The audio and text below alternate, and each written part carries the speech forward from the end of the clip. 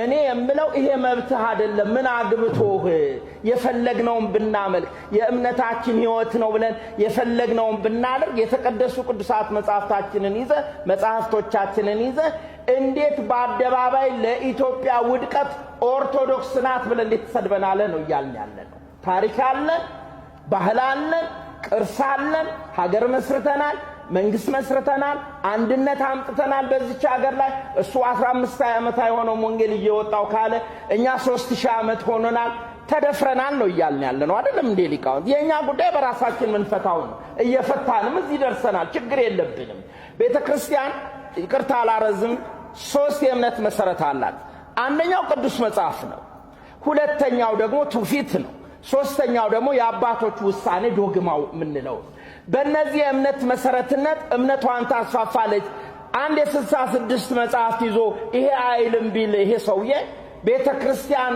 ስላለች እሱ አይደለም ስላለ ሐሰት ነው ማለት አይደለም ገድላችንም እውነት ነው ድርሳናችንም እውነት ነው ተአምረ ማርያምም እውነት ነው በዚህ ጥርጥር የለብንም እኛ ወገኖቼ ይሄንን እንደው ለሱ መጠቀሚያ አድርገን ልናወራው አትፈትኗት ትግስቷንም አታስጨርሷት አምልኮቷን ካልሆነ ነገር ጋር አትቀላቅሉት እንደምትሉት አይደለችም ቤተክርስቲያን እምታመልከውን ለይታ የምታውቅ ነው መጀመሪያ ለማስተማር እንሞክራለን ተው እንላለን አድቡ እንላለን እጃችሁን ሰብስቡ እንላለን ከዚያ ዘሎ ግን ንዋያተ ቅድሳቶችን እማመልከውን ስርዓቴን ዶግማዬና ቀኖናዬ ላይ ሲመጣ ግን የሚወሰደው እርምጃ ማንከላከሉት ሁላ ሊሆን ይችላል በጣም አስፈሪ ሁኔታ ውስጥ ነው ያለነው እኔ አሁንም መንግስት በምርጫ የነገሰ መንግስት ህግና ስርዓት የህግ የበላይነት የሚያስፈጽም መንግስት ይሄንን የጥላቻ ንግግር ደም የሚያፋስስ ንግግር ያማኙን አንገትና ያገልጋዩን ስሜት የነካ ንግግር በአደባባይ ላይ ሲናገር መንግስት ጆሮ ቤት ነው አይኑ የት ነው መደፈር የጀመርነው ዛሬ አይደለም መደፈር የጀመርነው ዛሬ አፍንጫችንን ስለነካ ነው አይናችን ያለቀሰው እንጂ ገና ትላንትና የጣዖት ዕቃ ብለው ንዋየ ቅዱሳቶቻችንን በፌስቡኮቻቸውና በትምህርታቸው ሲሰጡ የነበሩ አካላት ከበሮአችንን ሲይዙ ጽናጽላችንን ሲይዙ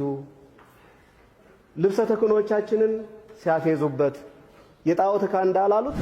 ነው መሰለኝ ፓስተር ዮናታን የሚባል ግለሰብ በኩል የሚገለጥ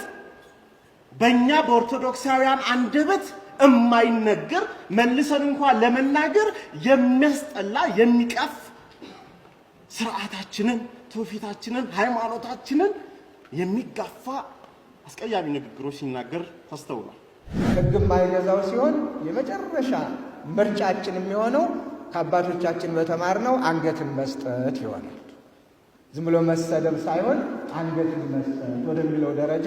እንደርሳለን ማለት ነው ስለዚህ አንገት ስንሰጥ ደግሞ አንገት ይዞ መውደቅም ግድ ይላል ማለት ነው ይሄንን ምንም ማንጠራጠረው ነገር ነው ሃይማኖት ነው ሰዎች የፖለቲካ ሰዎች የእሱ የቀባቸው ምኑ ያልቀባቸው እሱ አሳመነን የሚሉትም ይሁን ወይም በእሱ ስብከት ተደመምን የሚሉ ሰዎች እንዲህ አይነት ውርጋጥን ሊያስቆሙልን ይገባል ነው ያለነው እሱ አባታችን እንጂ ሌላው ችግር የለውም መናፍቅ ስንረታ የተጣመመ ትምህርት ስናርም የተተከለ አረም ስንነቅል እዚህ ደርሰናል ይሄ የሚያስደንቅ አይደለም በኢትዮጵያ ኦርቶዶክስ ተዋሕዶ ቤተክርስቲያን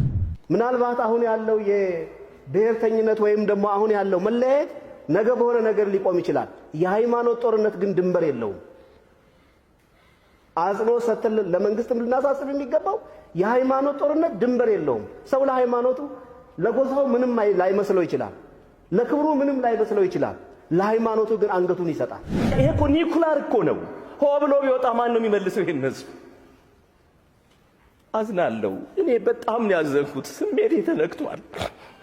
አዝናለሁ በቃኛ ከዚህ በላይ ውርደት ከዚህ በላይ ሞት አለ እኔ ከልጆቼ ከሚስቴ ከራሴ በላይ ቤተክርስቲያን ናት ትሏል ማስቀደም አዝናለሁ